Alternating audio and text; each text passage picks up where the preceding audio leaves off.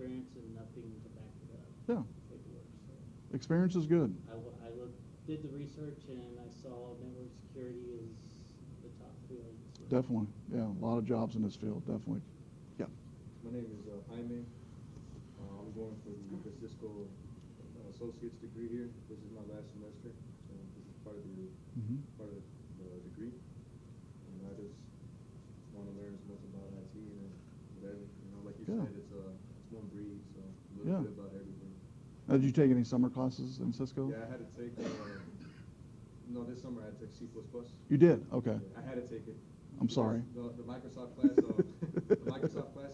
Stephanie was offering. Yes. In the first session, summer session 1. Yeah. I was the only one. Yeah, she told me about that. Yeah, so yeah. That was my original plan. So then I said, yeah.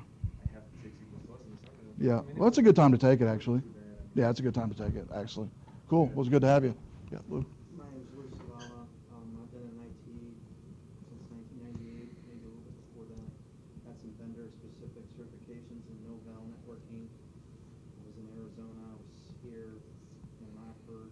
Couldn't find a job. I was cooking too. Decided to come back to school, go full-time. Originally, it was for trying to become an electrician because that's what I did in the military. But it turned out to be a career here. So I've been working for Rock Valley College in IT. I'm the network administrator for 16 years. About 4 years ago, I joined the seminary and started studying theology. And I've got my undergraduate work is done, and I just need to get some math credits. And I love computing technology, so I thought I'd mix a little bit of that with finishing up with my algebra. Especially after having it for a while. But my aspirations is probably to teach one day. I'm working on a master's degree and a PhD. I'm going to work for the PhD in Semitic languages. So Cool. biblical Hebrew. Yeah. Now, do you still work with the jail ministry here in Rockford, or the jail, something to do with the jail I here? haven't done that in a while. I'm in frequent contact with the chaplains. Okay. I was a chaplain for a number of years for Rockford Reshout Jail Ministries. Mm-hmm. And I did a lot of work in juvenile detentions, but I did do some in the adult side. Right. With so many of our kids transition from the juvenile detention centers to the adult side of prison. Right. And yeah, so Cool. it's pretty tough. Yeah, yeah. But, yeah. Well, it's good to have you. Thank you. Yeah. Yep. My name is Mike. I worked in retail, probably, I had to add them all up together, probably about 20 years. I've done a lot of computer sales. Currently, I'm working at Walmart as one of their head salespeople and their connection center. But I also did the computer sales. Mhm. I've set up their demos. Mm-hmm. Which Walmart you work at? The West Side one. Okay. All right. I take care of troubleshooting when people bring back their Sure. phones, so troubleshoot. Yeah. Awesome. Try to teach them more how to become more friendly with their phones. Sure. We see them in some pretty rough shape. Yeah, I bet. I bet. It was good to have you. Yep. John, it's my last semester, so I'm just trying to ensure. Cool. Yeah. How many credits you got left? How many you got full load this semester? No, I got this class and 2 other courses. There you go. That's nice. That's good. That's good. Well, got a good variety of backgrounds in here. Some, like I said earlier, I knew worked in IT. Some are going that. Some are wanting to. And so what's great about this class is because it's network security, and we generally have in this anywhere from 10 to 15 students. Having 6 students is actually going to be pretty fun, I think. And so, because you do a lot of fun stuff as far as working in groups. I believe during the lab time, you'll see that next week. I'd like you guys to work together. And there's so many different skill sets in here and so many different ranges of what you do on a daily basis that you can really bring in a lot of learning towards your fellow classmates as well and teach them some things as well. and then along the way teach me some things. I still learn every day. And so being in IT, just because you teach doesn't mean you know everything. In fact, probably more likely you find out how much you don't know becoming a teacher. And so, but you know, some of you like Lou, maybe some others during this course of the semester, you might decide you want to teach some possibly, but regardless if you decide you want to go into teaching or not, in IT you'll always be a teacher of some type towards someone, whether you know Walmart or whether a help desk, whether it's you know installing somebody's a program for someone, telling them the good things about passwords and ways they can set a nice secure password. And so there's always ways to teach, or you'll always be in the teaching mode throughout your career. Gone are the days in IT though to where you could just be in a cubicle and not communicate with the outside world. When I first started, maybe when Lou started, you could actually survive in a cubicle and just work and just kind of like nobody talked to you all day in places in IT. Those days are gone. In fact, a lot of companies now will send their IT folks to like School of Sales, Dale Carnegie School of Sales, to be able to learn how to communicate, how to present to everyday folk. A language in IT to convert it to a language to where people can understand what you're talking about, and also where people feel approachable to you. And so people skills or soft skills, you might see the term in a lot of online job searches. Like if you go to Monster, Dice.com, you'll see in the description somewhere, more than likely, for pretty much any IT position from network security on down, soft skills. And all that means is people skills, that you can talk to someone. And so because over the years, I've been not only a teacher, but in IT, I've been a network admin, I've been an IT manager, I've been in kind of like a CIO type of position in places. And throughout the time, I've had to hire some folks and fire some folks in IT. But the folks that are most enjoyable to work with and to hire, those folks that really are just desirous to learn and to help people. If you have that attitude to learn and to help people, I can teach you anything. And you can also teach yourself anything if you have that attitude. Hopefully this semester, what you'll get from me basically is just a passion to learn more about IT security and a passion to find out more. One of the things that you'll be doing this semester, and I'll go and talk about it, is here you have 2 weeks to play with it actually, is a theme for a research paper. We'll go over the topics here in a second. And the reason I want you to do it right at the get-go, a theme for a topic for a research paper, is choose a topic that you are interested in but know very little about. Or I might mention something, or one of the classmates might mention something, you're like, I've never heard of that before, and then you hear a little bit more about it and what it's about, and you're like, whoa, that'd be kind of cool. Like an example might be encryption. You might have heard of that term before. What's that all about?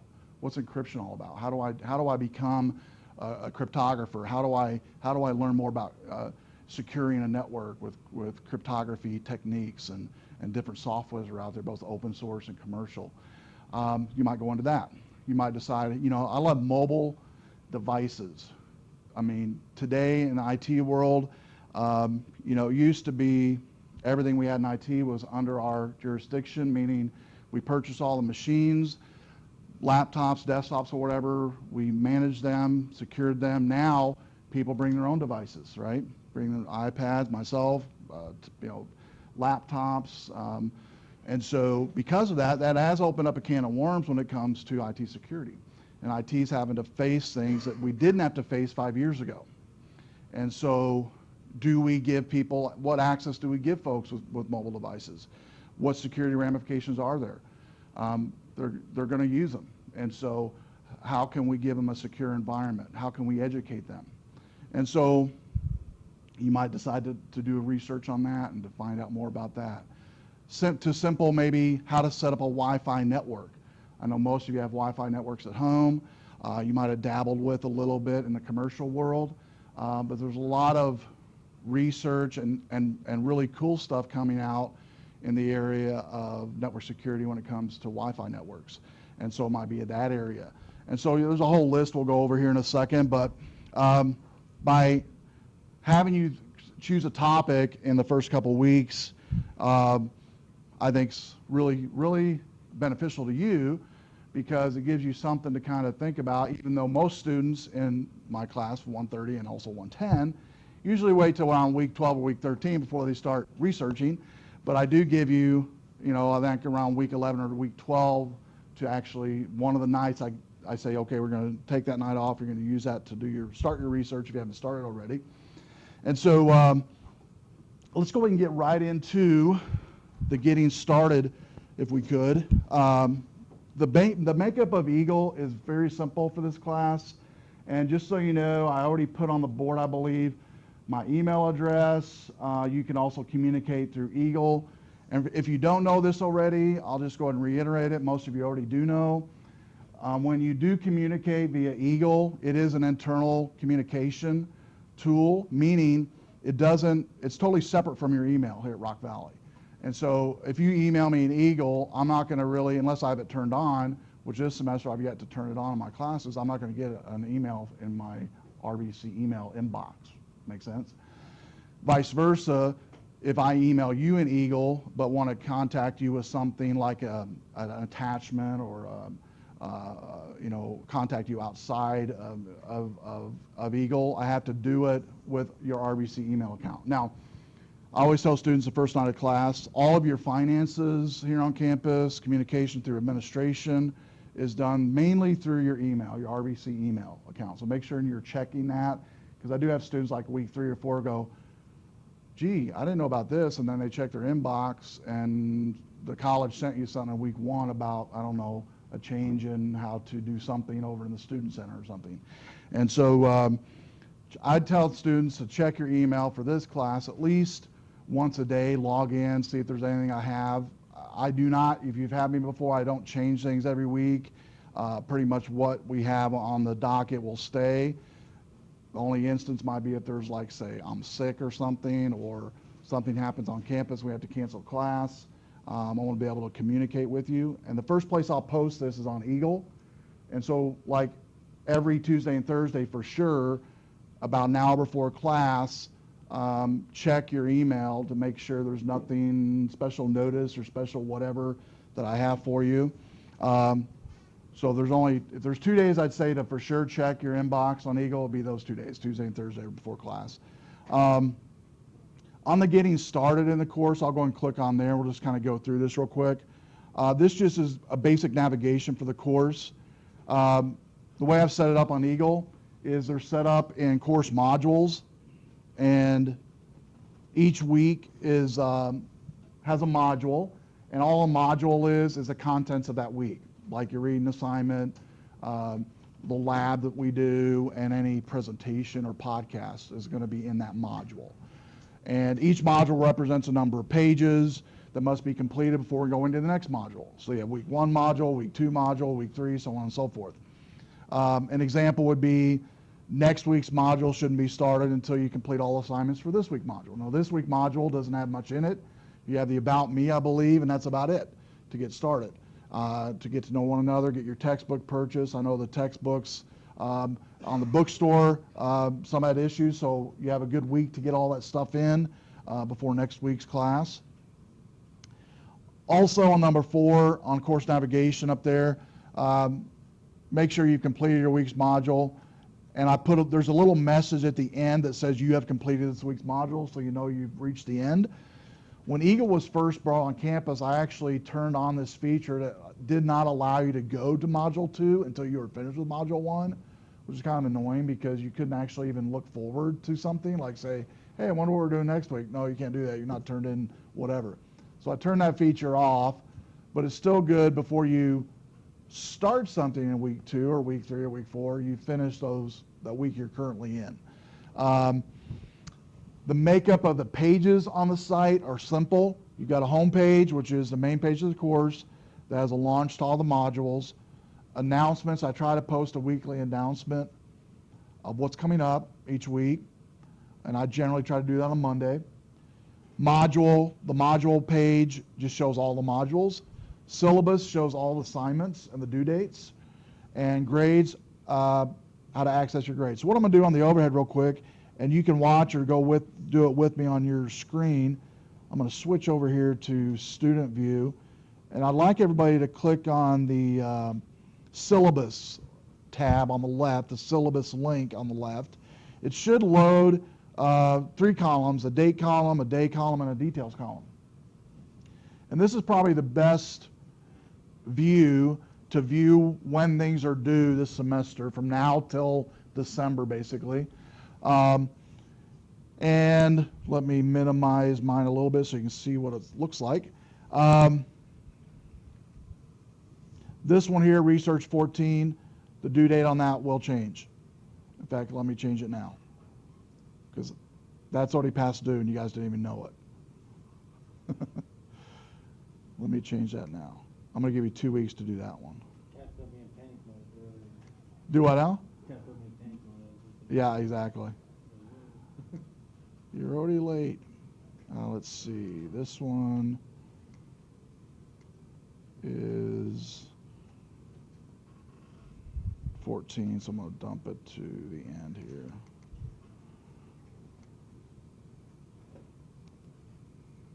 We'll do that for right now. That one might have to change, but I'm going to move it up.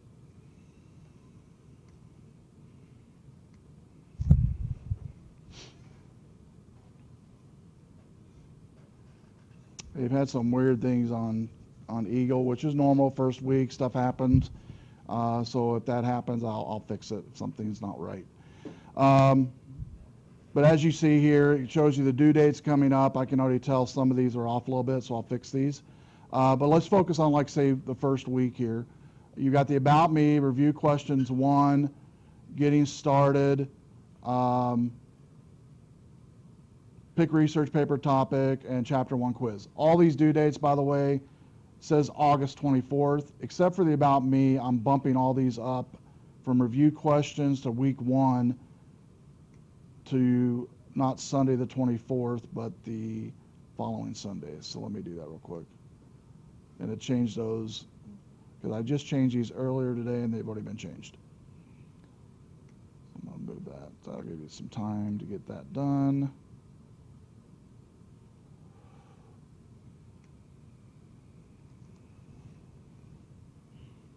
Really, all I want you to do this week is the About Me.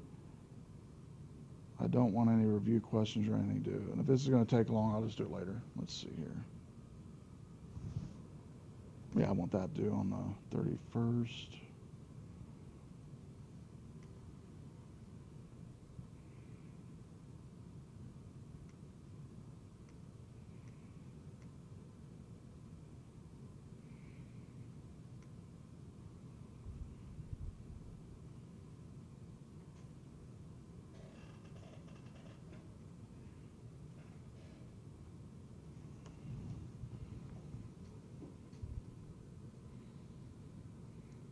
And Eagle's really slow, so the rest of them I will change later. But let me just go and tell you right now. You can make note of this yourself. About Me, the About Me and the Getting Started are the only 2 things due this Sunday, okay?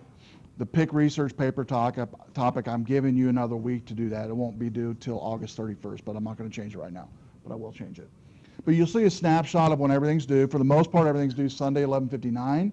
The only things due on Thursday are going to be the labs. When you come in, and the first lab is going to be next Thursday on the 28th, and that's going to be on the NT reset. So, like, say for instance, we'll go ahead and click on this About Me. Some of you might have already looked at this and completed this, but all it is to get to know one another. You're going to put in here the name you go by, favorite food, favorite movie, hobbies you might have while you're taking the class, and then you're going to post that information, read everybody else's, and maybe ask some people a question, like, say, if they say Italian, that's pretty general. What type of Italian you like, all right? Or, I love, movies with, I don't know, Bill Murray in it. Well, which one do you like? What about Bob? Something like that, all right? And so kind of get to know each other. That's going to help a lot with the About Me. The other one I want to go over tonight is the research paper topic. which is also in the week 1 module or the core syllabus.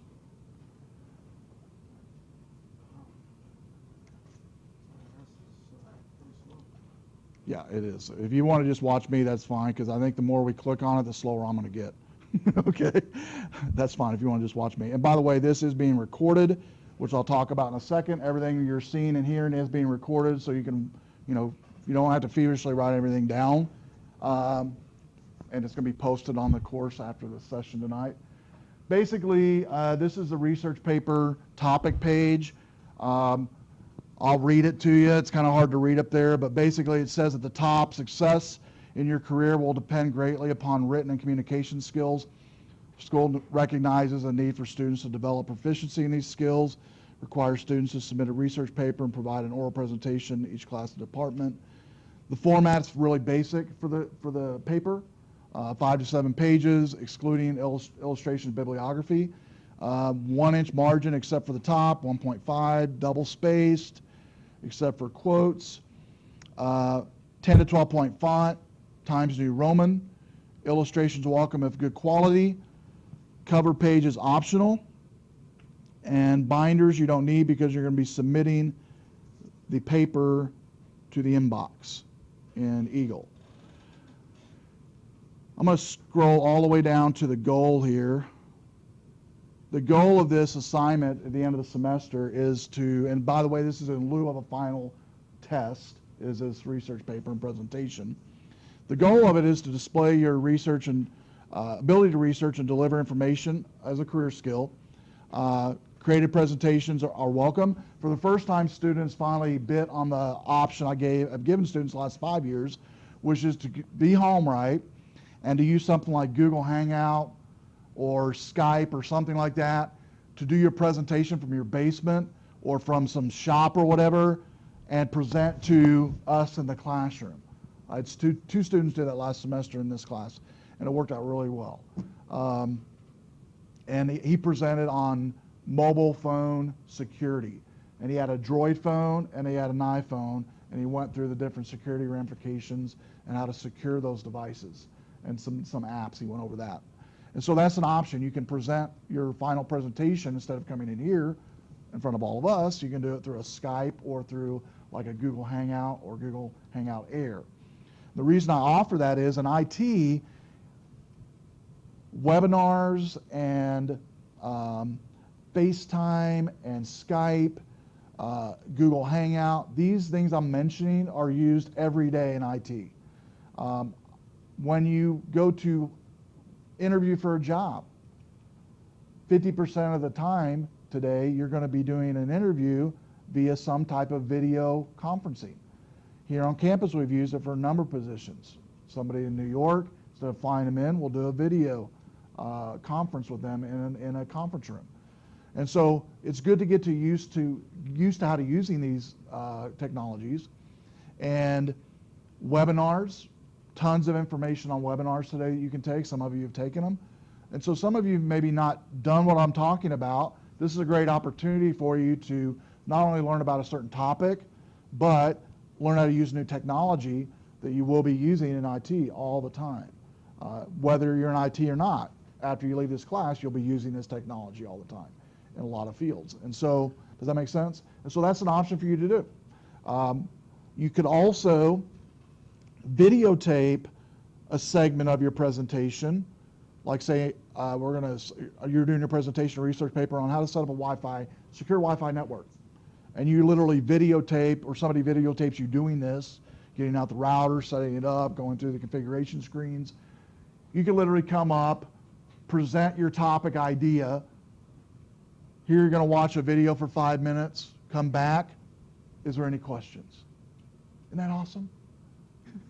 So if you're stage fright or you don't want to speak in front of people, it is kind of an out for you, but it's also a way for you to use technology in a way maybe you've not used before. And so, and by the way, if you need help in any of these things I'm mentioning as we get near the end of the semester, I do this all the time with video, with Skype, with Google Hangout Air, on a weekly basis on average. I'm involved or create 4 to 5 videos a week not only for the college, but for other places I'm involved here on campus and outside the community. So if you're interested, I can definitely help you with that. So also develop public speaking skills. Some of you I know when I say that are like, I hate public speaking. I don't like to do it. That's fine. A lot of people don't like public speaking. But you're going to, like I said earlier, always in IT, you're going to be in some form or fashion presenting something to someone, whether it be one person or 3 people or 5 people. And so it'll help you develop it. If you have stage fright, the best way to overcome it is to speak. And it's nice to do it in an environment like this. None of us are going to judge you, and we're just going to enjoy the conversation and learn from what you've researched. And so students, over the years, this is now my 31st section of PCT130.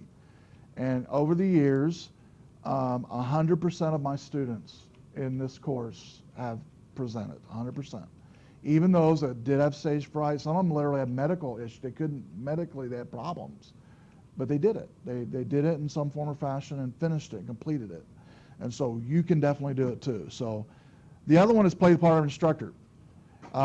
Instructing others will be a part of your career, as already mentioned. Oddly enough, you might even enjoy teaching. What's really funny for me is, it's not funny for you when you're up here, but it's funny for me, it's funny afterwards for you, is when students say, you know, I can't speak for 10 minutes. And that's the time I give you guys, around 10 minutes to speak. It's funny because those students that say that, usually around the 9-minute mark, I'm like, 1 minute? What? And they're only like 3/4 of the way through the presentation. They didn't think they'd have that much to say. And so 10 minutes goes by very quickly, all right? And I'll help you with getting started and get your slides all going and everything. Again, format of this is 10 to 15 minutes. Time your presentation before the class, because you will be surprised how long a presentation is. A 10-minute presentation isn't that long. You can use a whiteboard. You can use visual aids, handouts if they're lasting value. The way I judge handouts for me, myself, when I give handouts, a few times I do, is would I throw this away in the trash can afterwards? If I would, I'm not going to give it as a handout, okay? But if it says something like how to set up a Wi-Fi secure network, and it gives you a really nice, 1, 2, 3, how to do it, and the steps, that's kind of cool to have. It's kind of nice to keep in your binder maybe. That would be something you might include. And then also, the one thing that you'll learn when you're presenting is at the end, just to say, is there any questions? If you don't know the answer, say, I don't know the answer. If you know the answer, tell them what the answer is, or maybe I can get back to you on it. I know kind of an idea of where to find this information. I can email you about it. So here's some topics of things to think about. And again, you have a couple weeks to think of this. And this is, by the way, at the top part of the course here in week module 1 and 2 here. The first research topic suggestion is, number 1, choose a famous hacker and research what attack they mounted and how. Describe the development of rotor machine and the algorithm in World War II. Number 3, research how antivirus software works. 4, what's been the role of NIST in development of security algorithms.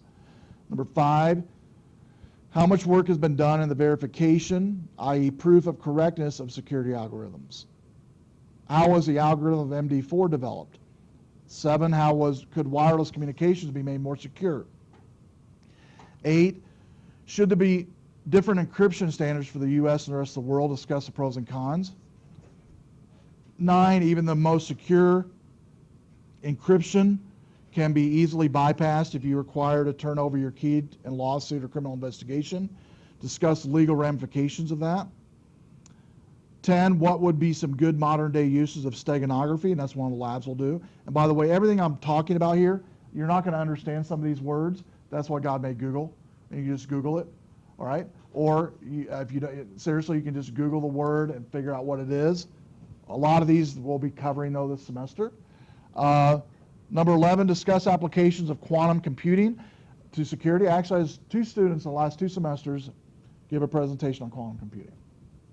And they're really good presentations. How reliable are modern algorithms for random number generation? How could they be improved? 13, discuss the use of certificates and centralized authentication centers in network security. What's the future of biometrics in security? contrast elliptical curve cryptography with RSA, discuss the future of network security if parallel machines become commonplace, how good is security algorithm used in web browsers, discuss ways to improve it, discuss different approaches to key distribution as it pertains to encryption.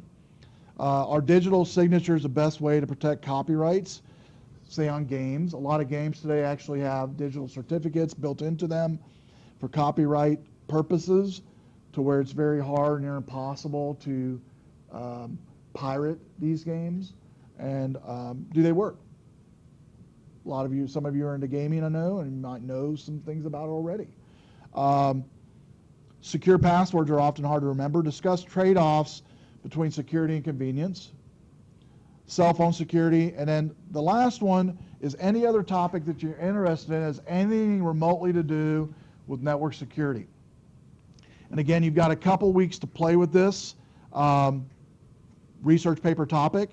And everything I just read is actually found in the week 2 pick research paper topic, and it will definitely be due August 31st. I'm going to change the date on that. Questions on the research paper topic. Okay. Again, anything that's remotely close to network security. An example was 3 semesters ago, a student did a presentation on research on network security ramifications with social media. We know every business has this issue of employees logging in to social media, right? Facebook, Twitter, LinkedIn. What are the security ramifications for a business because of this? What are some things you can do as a business to secure your network from viruses or from malware coming into your network through social media? And the number one proponent during that presentation was the games that these social media platforms have. Like Facebook has all these games out there, that people play, and you're invited to them all the time. And if you're like me, you ignore it. Invited to play this game was Joe Smo you haven't seen in 15 years, or Sally Sue you haven't seen in 20 years. A lot of these games have ramifications to the network, not just bandwidth, but could cause some security ramifications as well. So you have a couple weeks to play with that. If you look on the overhead, you'll see where it says podcast. What you're hearing tonight and seeing will be, I will put this link to the video in that podcast link, and it will be published to YouTube. I'll also publish it to iTunes U, but most students just find it more convenient to watch the YouTube video, and you generally don't watch it all. You might say, I'm going to forward fast 30 minutes in because we were talking about this, and I want to kind of remember what we were talking about, that type of stuff. And so gone are the days where students kind of feverishly write down notes in a classroom. A lot of times if you're in a class like mine and the instructor's recording their session, students can just look at the time and go, okay, we're 50 minutes into the class. I'm going to write down 50 on my phone or on a piece of paper, and then when I go home, I can forward fast to that time mark and watch whatever it is I'm interested in, and then not have to worry about the other boring 45 minutes beforehand, and just focus on the section that you really want to focus on. The About Me I went over. Review questions. I am going to change that, even though it says it's in week 1. I'm going to change the due date to week 2 because I know some had issues with textbooks, and so that will not be due to the end of week 2. And week 1, chapter 1 quiz will not be due then week 2, even though it's in week 1. You can complete both of these in week 1 if you want to. And let me just go over these real quick. Review questions are really difficult. No, they're not. They're really easy. At the end of your chapter, you have review questions. Read the questions and then give the answer in, say it's a multiple choice answer, 1A, 2B, 3D, maybe 4 might be an essay type of question. You'll give an essay type of answer. And what I suggest is to do these answers in, let's say, Notepad or something like that outside of Eagle, and then post your answers once you're finished. You don't want to type them into Eagle while you're reading the review questions, because Eagle does time out over a period of time. And if it times out and you've typed in, say, 3/4 of your answer, it's not going to save those answers. And so do it outside of Eagle just to save frustration. Questions on review questions. And again, they're not due till a week from this Sunday, but you can do them if you'd like to. The next is chapter quizzes. You will have, beginning with chapter 1, 3 opportunities to take a quiz. In fact, let me switch over to student view so you can see it as you guys are going to see it. 3 opportunities to take the quiz, and I'm unauthorized to see it.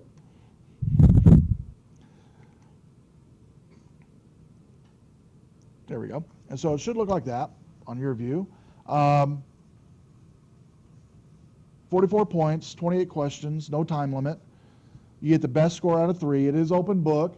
I do suggest to read the chapter prior to taking the quiz. If you don't read the chapter, you'll just be forced to go back into the chapter and read it. So it's up to you however you want to do it. It is a good suggestion to read it prior. The reading of the text, a lot of it, it's fairly straightforward, a lot of illustrations, a lot of use cases on scenarios for network security. So it's a good textbook, and I think you'll find it enjoyable, even after the class, to keep it as a reference. Questions on your quizzes. Only point of reference I'll give you or help on a quiz would be, besides reading beforehand, is static internet connection. If you have sporadic internet connection at home, don't take your quiz at home. Take it on campus or somewhere else that has a good connection. For questions that have, for quizzes that might have a scroll, like a drop down, 1, 2, 3, 4 or something to respond. If you have a scroll mouse on your mouse, which most of you do at home, be careful while you're selecting those, because you can inadvertently select, say, a 3 instead of a 2. It might be correct on your selection, but you thought you were selecting the right selection. So it could help you or hurt you, so just be aware of that. So each week you will generally have review questions and quiz. You'll also have, starting with week 2, and I'll jump ahead a little bit, a lab. In the lab, when you come in, I do suggest you bringing, starting next Thursday, a 3-ring binder. In that 3-ring binder, you can go to Walmart and buy those little plastic sleeves that you can put in CDs and DVDs, right? They're fairly cheap, especially this time of year. It's a perfect time to buy them because it's before school sales, and they're the cheapest you're going to find school supplies right now. But anyway, 3-ring binder will save 2 or 3 of those plastic sheets where you can, hold at least 6 to 10 discs. That's about roughly what you'll get between now and the end of the semester. So when you come into class, you'll have a handout. Say next week you'll have a handout with a 3-hole punch in it, along with a disc I'll give you. You'll do the lab, put those in your binder, and have that for your usage afterwards to use. Now, everything I give you this semester, for the most part, could probably be ported to a USB type of scenario, because most of you don't carry around, I know, DVD drives and your CD case anymore. I still do. I still recommend it because, have it somewhere anyway, because there might be some utilities I give you this semester that you might only need once a year or once every 2 years or whatever. But it's good to know you have it, that way you can go back and pull it out. And so questions on that, 3-ring binder, the plastic sleeves. Yeah. You actually don't need that, but if you want to bring it and not buy the sleeves, you can definitely bring your CD book for sure, definitely. Yeah, you could definitely bring that. That'd be awesome. You can definitely do that. But the NT reset we'll be doing next Thursday. And actually, if we were to click on this, it would bring up the PDF to do the lab. And that's the nice thing too, is you can look ahead now in these modules to all of the labs coming up and also the content coming up. I do allow you to work ahead. If you want to work ahead on review questions, you want to work ahead on your quizzes. The only thing you can't work ahead on is your labs. That's it. We want to do those together. If you're going to be out of town, say you have a job and you're going to be out of town in 6 weeks, let me know. And the beauty of these labs is you can generally do it before you leave or do it when you come back. Just kind of let me know and communicate with me. Hey, I'm going to be out of town. And because we podcast every session on Tuesday anyway, Thursday I generally don't, but Tuesday I do, you can watch the podcast even if you're out of town to hear anything that while you were here that you weren't here and you missed. So I know some of you are new to podcasting. Let me just talk real quickly about that, about podcasting. I guess it's since, let's see, 2006. Is that right? Yeah. No. 2008. 2008. 2008, Apple came on campus and started a service for colleges and universities called iTunes University. And let me just show you on the overhead what it looks like while I talk about it. iTunes University is service, again, by Apple. They give each campus, at the time, I think it was something like a gig. Yeah, it was a gig of space at no cost. Now it's something like 10 gigs at no cost to a campus. And let me just pull up iTunes U on the overhead here and go to the different universities and colleges around. So as you can see, a number of colleges and universities take part in iTunes University, including Rock Valley College. And basically what it allows instructors to do is post audio or video content of their courses. It could be like I'm doing, which is recording the session, posting it on YouTube first, and iTunes U second. Or it might be the case to where, like when you guys do your final presentations, I also post those on YouTube and also here for other students to see and for you to share with other people as well, that presentation. But also what's cool about iTunes U is if you're taking another course here on campus, say you're taking a course in geometry or say calculus. We'll say calculus as an example. And you're struggling, you can find courses on iTunes U to help you with calculus. And so you just basically do your search here and go down here to iTunes U on iTunes and have a whole bunch of Khan Academy, and those are awesome. Khan Academy is really good. But we have here's MIT Open Course. This is from MIT, Professor David Jerrison, single variable calculus. He's got 39 lectures on single variable calculus, roughly 50 minutes apiece, and they're all videos. Awesome. You can learn from somebody from MIT on calculus. I had my nephew or niece was taking Spanish. She was doing high school Spanish in Colorado. And how many took Spanish in high school? Anybody? How many remembers everything about Spanish? I took it, I don't remember it. Como está usted? That's about it. Okay. Anyway, she was struggling in Spanish, right? And I turned her on to iTunes U. We found a Spanish course at a local university in California. And she watched it over the weekend and brought her grade up over time. She watched it, kept watching the podcast. But he brought her grade up like from a D to a B in a 3-week period, watching these podcasts to help her. And so it can be kind of like a tutor, I guess, for any subject you might have or subject you want to learn about. And I even go further and tell students, say you're wanting to go into a field you don't quite know if you really want to go into it or not.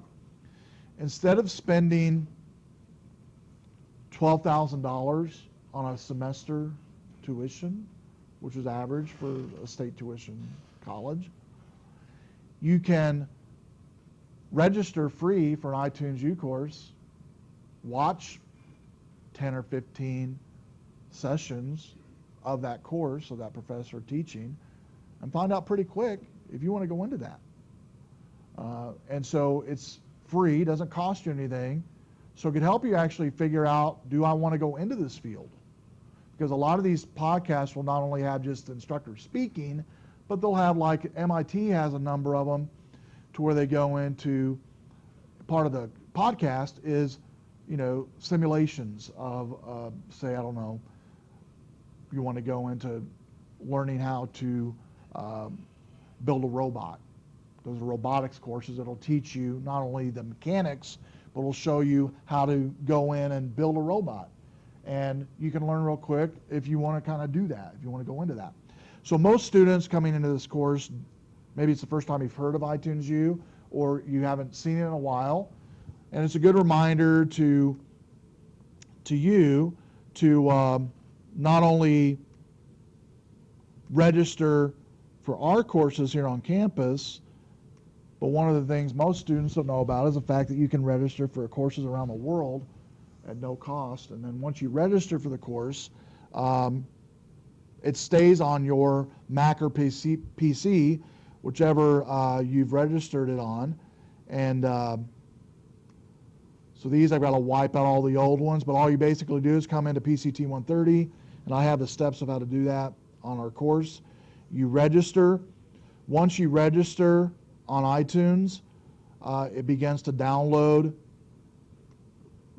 those courses into your iTunes repository. And what's cool about it is, once I post a podcast here, it will automatically download it to your Mac or PC. It sets up a service on your Mac or PC when you install iTunes. If you have a Mac, it's already installed. If you have a PC, you'll have to download iTunes. But the steps, again, are on our course, how to do it. And this semester, I'm going to actually use iTunes and YouTube both. I've actually got 3 podcasts I'm working on that we don't have time to cover here in class. And 2 of them's on encryption, and 1 of them's going to be on mobile security. It's content we don't have time to cover in class for this semester. So going to be 3 separate podcasts. I'm not going to grade you on any of them, but I'm going to put them out there for you to watch and to hopefully learn some things about mobile security and also encryption.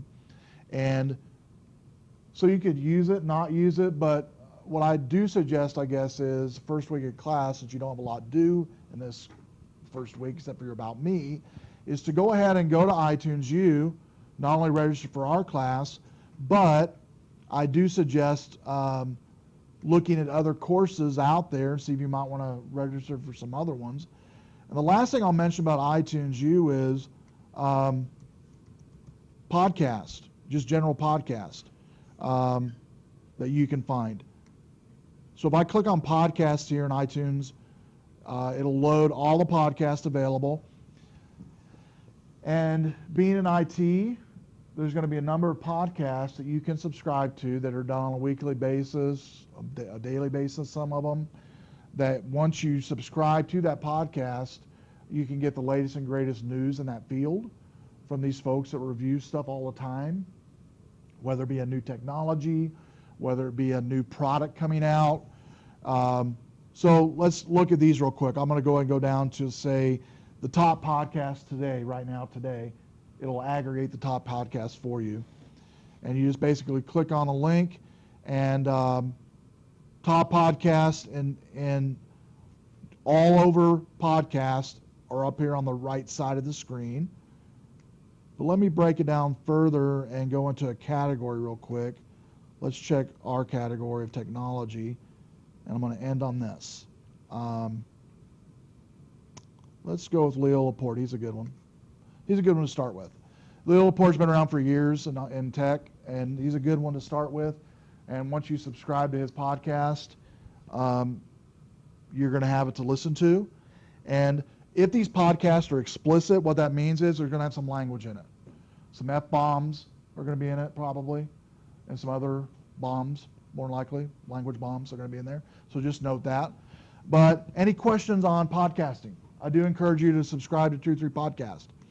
Okay, well, that's it for night 1. Thursday, we will do chapter 1. If you do have your text, you can read your chapter 1 before Thursday's class. Otherwise, see everybody Thursday. And by the way, I did email everybody, I believe, with a QR code. On Thursday, we will start using that. And I think I emailed you in the email, if I did not tell you this. You can put the QR code on your phone, or you can print it out. And what we're going to do is, I'll show you real quick here before I let you go. We're going to use an app I developed on the iPad. And some of you have already done this before. You'll come into class starting Thursday, hit the check-in button. You'll scan it with your phone, that QR code I emailed you. or you print it out if you don't have a phone that has you can take pictures with. And what it will do is once you scan it on this iPad app, it'll take that you're here. It'll put a timestamp that you made that you're in class, okay? And so we'll be doing that. We'll start with that on Thursday. If you did print yours out already, you can bring it up and try it out. The one thing I did not put in the email is when you print it out, you want to try to print it out kind of a, oh, let me see Lou's phone. I'll pick on his phone for a second. You want to print it out in a, kind of a phone screen size. That'll work, by the way, the one you have, but you'll have to kind of step back a little bit, okay? But you want to print it out on kind of a phone size just to be easy to carry. So questions on that? So we'll play with that on Thursday. As soon as you guys come in, we'll use this app and have you play with it. This app's been in development for about 2 years now. It's getting ready to go to the App Store. There's a number of faculty that are using it, testing it, and so you guys will be using it all semester. So, all right, let's have a great class, network security. If you have any questions, come see me. Otherwise, I'll see everybody Thursday. All right, and if you could do me a favor, if you could do me a favor and log off of your session, that'd be awesome. And make sure and log off of Eagle as well, just to be safe.